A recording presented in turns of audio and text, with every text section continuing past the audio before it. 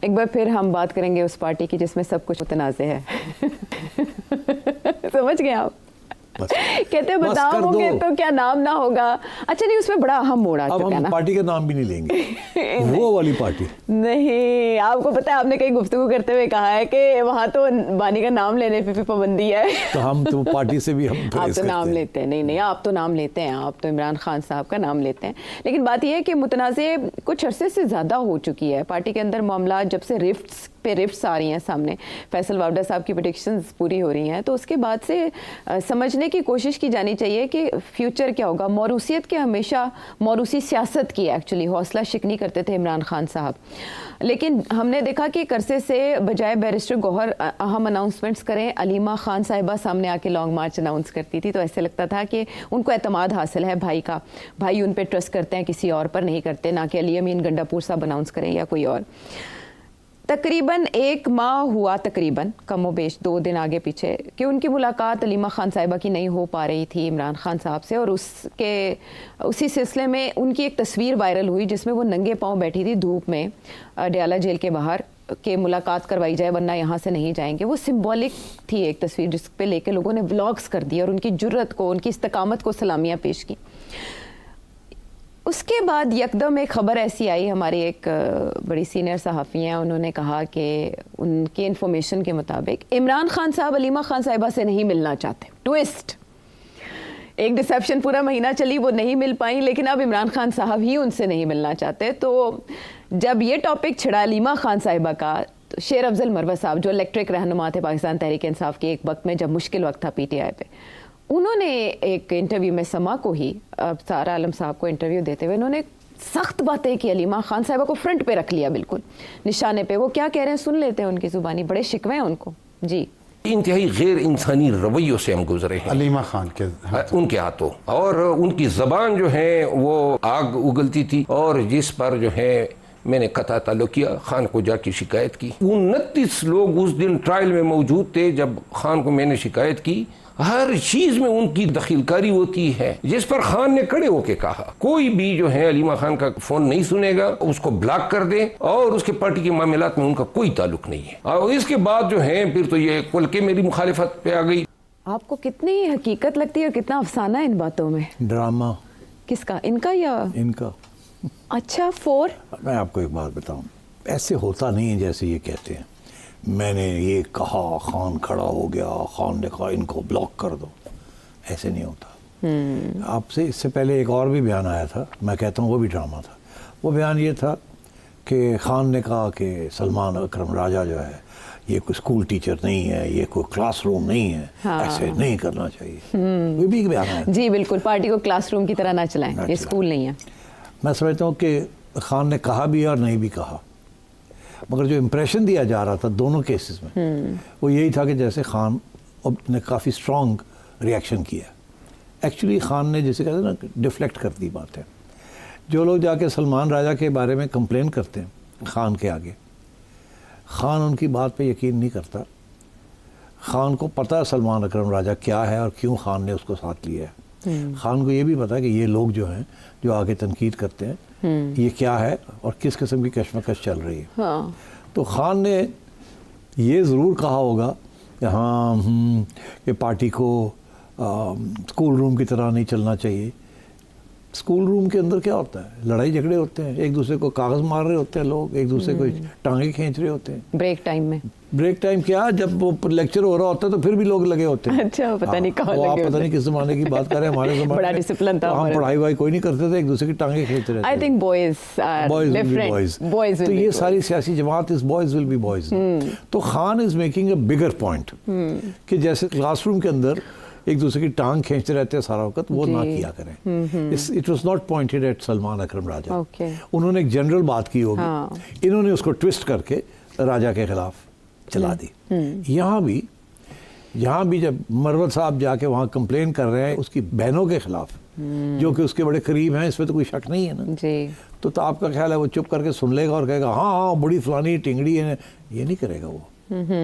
اس نے تنزیہ کہا کہ اگر وہ آپ کو چیزیں بھیجتی ہے پسند نہیں آتی تو بلاک کر دو نا. It is in that context. It is almost like saying کہ اگر تم لے نہیں سکتے ان کی باتیں تو پھر کیوں سنتے ہو؟ اٹس بیسکلی ٹیلنگ ہم forget it, deal with it, okay deal with it. It is not a criticism of Halima. Okay انہوں نے جس طریقے سے ٹویسٹ کیا اس کو وہ ایسے کیا. یہ سیاستدان ڈیفلیکٹ کرنے کے لیے ایسے اس قسم کے بیان کرتے ہیں, اس قسم کی رسپانس دیتے ہیں. لیکن آپ کو پتہ ہے عمران خان صاحب کچھ معاملات میں بہت حساس ہیں, جیسے بشرا بی بی کے خلاف ایک محاذ امریکہ سے کھلا تو انہوں نے بند کروا دیا. اب حلیمہ خان صاحبہ کے حوالے سے بھی وہ سٹینڈ لیں گے؟ نہیں, اس طریقے سے سٹینڈ نہیں لیں گے وہ, جس طریقے سے انہوں نے بشرا بی بی کے خلاف لیا ہے. جب یہ ہوا تو ان کے حق میں لیا, یہاں نہیں کریں گے. اس کی وجہ یہ ہے کہ یہ ہے ڈومیسٹک پالیٹکس جس کے اندر بہت سی چیزیں چل رہی ہیں اس وقت, اور وہ نہیں چاہتے کہ کسی ایک کی سائڈ لیں. وہ چاہتے ہیں کہ حلیمہ خان بھی ان کے ساتھ ملے اور وہ ان کے جو پیغام ہے وہ حلیمہ خان دے. بیکاز میرا خیال ہے وہ یہ سمجھتے ہیں کہ حلیمہ خان وہ پیغام خان کا دے گی جو ایکچوئل پیغام ہوگا, جی, یا وہ ان کے زبان سے وہ نکلا ہوگا, یا ان کی اسیسمنٹ ہوگی کہ یہ خان کہنے کی کوشش کر رہا ہے مجھے. حلیمہ خان کبھی بھی سیاست خان کے ساتھ نہیں کھیلے گی, یہ میں آپ کو بتا دوں. اوکے, یہ باقی لوگ جو ہیں یہ اپنی سیاست کو چمکانے کے لیے خان کو کھیلتے, خان کے ساتھ کھیلتے ہیں, یہ ان کے لفظوں کے ساتھ کھیلتے ہیں, اس کے ساتھ کھیلتے ہیں, کیونکہ یہ ان کو پتہ ہے کہ خان خود تو نہیں کہہ سکتا کچھ, جی, تو اس لیے, اور خان چاہے گا بھی نہیں کہ کسی ایک کے خلاف کوئی بات کرے. So I think Halima Khan represents Khan's views more accurately than most other people. پہلی بات یہ, میں اس لیے کہہ رہا ہوں کہ میں بڑے غور سے سنتا ہوں جب حلیمہ آ کے بات کرتی نا باہر, جب بھی مل کے آتی ہے, جی, تو میں نے اس میں سے 2-3 چیزیں نوٹس کی تھی. ایک یہ میں نے نوٹس کیا کہ جو میں توقع کر رہا تھا خان کہے گا وہ وہی کہتی ہیں, تو ظاہر ہے تھوڑا سا مجھے بھی خوشی ہوئی کہ وہی گل ہوئی جڑی میں کہہ رہا تھا, اور باقی لوگ کچھ اور کہہ رہے ہوتے ہیں. اور خان کی ہمیشہ لائن سافٹ نہیں ہوتی, خان کی لائن ڈیفائنس ہوتی ہے. ڈیفائنس کو اردو میں کیا کہتے ہیں؟ ہی آلویز ریزسٹ, مزاحمت. ہم مزاحمت. اور حلیمہ آ کے یہی بات کرتی تھی کہ یہ فیصلے سڑکوں پہ ہوں گے, یہ ہوگا, خان یہ کہتا ہے, یہ خان وہ کہتا ہے. وہ نرم طریقے سے کہتی تھی, مگر جو پیغام ہوتا تھا وہ سخت ہوتا تھا, اینڈ اٹ واز کلیئر کہ یہ خان کا پیغام ہے. ترجمانی کر رہی ہوتی تھی ان کی, مگر وہ زیادہ بھی آگے بڑھ کے نہیں, اپنے حدود میں رہ کے بات وہی کرنی جو خان کہہ رہا ہے یا خان کا جو امپریشن ہے. تو اس لیے میں یہ سمجھتا تھا کہ کسی نہ کسی سٹیج پہ یہ بات پسند نہیں آئے گی ان لوگوں کو جو دوسرا قسم کا بیانیہ بنانے کی کوشش کر رہے ہیں.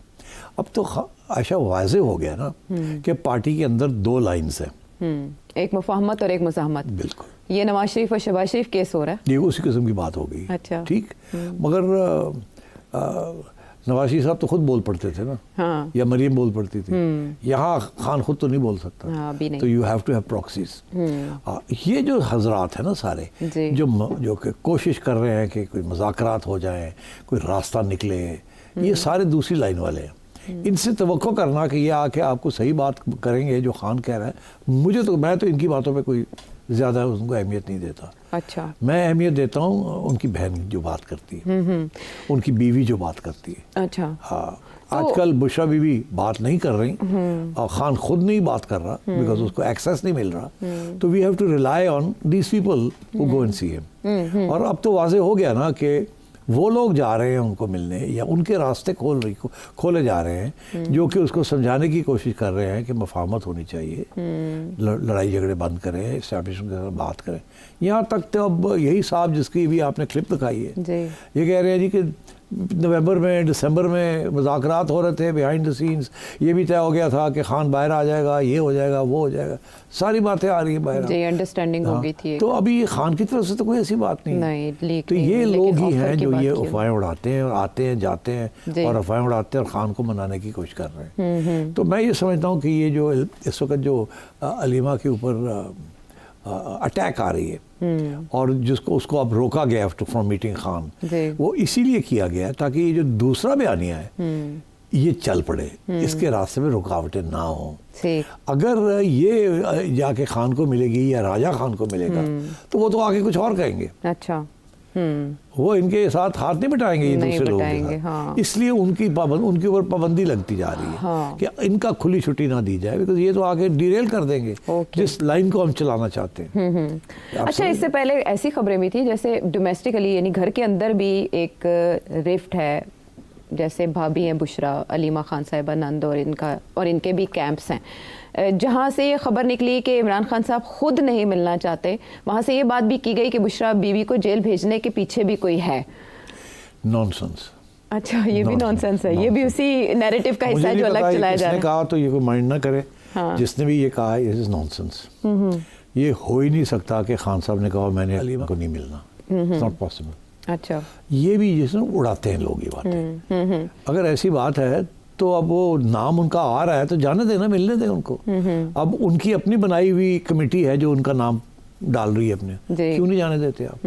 تو ایسی بات نہیں. رکاوٹ کون ہے ویسے رستے میں؟ جیل انتظامیہ ہے؟ جیل انتظامیہ بیچارے انگوٹھا، ان کا کیا، ان کو جو آرڈر آئے گا وہی ہے. یہ تو you know where the order is coming from. جی، یو نو یہ جو جونیز ہیں سارے کہاں جا کے سجدہ کرتے ہیں، آپ کو تو پتہ ہی ہے. تو اس سے کہنے کی کیا ضرورت ہے؟ اور دیکھیے میں آپ کو بتاؤں، پوری فل فلیجڈ سیل ہے جو کہ یہ بیانیے بنانا، لوگوں کو تیار کرنا، بھیجنا، ادھر سے چلانا، this is all part of counter offensive. اب وہ کاؤنٹر آفینسو بہت حد تک کامیاب ہو گیا نا، کیونکہ ڈیفینگ ہوگی نا پارٹی، ڈویژنز ہوگی نا پارٹی میں، ایٹ ہوم اینڈ ابراڈ. تو اس لیے میں سمجھتا ہوں کہ they don't want the sisters کہ یہ کام کو خراب کرے. اور اسی لیے عمران کو ابھی آئسولیشن میں رکھا ہوا ہے، ملاقات نہیں ہونے دے رہے کہ یار یہ چیز جو ہم نے چلائی ہے اس کو چلنے دینا تھوڑی دیر، اور کنفیوژن ہو اور لڑائی جھگڑے ہوں اور ایک دوسرے پہ الزام بازی ہو اور کریڈیبلٹی ایک دوسرے کے گرائے.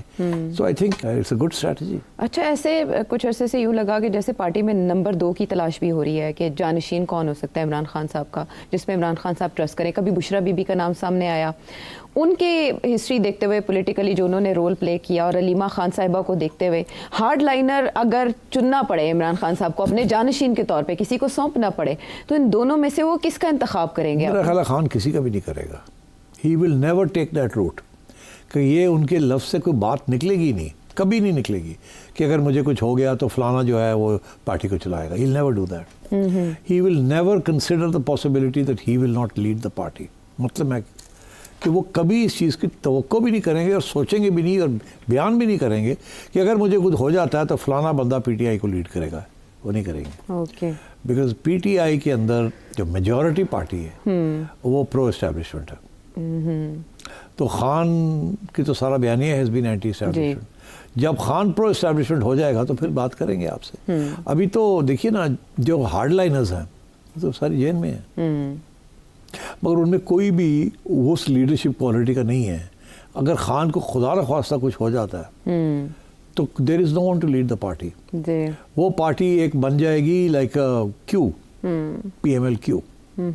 وہ اسی صورت میں چلے گی جب اس کو اسٹیبلشمنٹ چلائے گی، اور وہی جہانگیر ترین جیسے دوست آ کے اس کو چلائیں گے.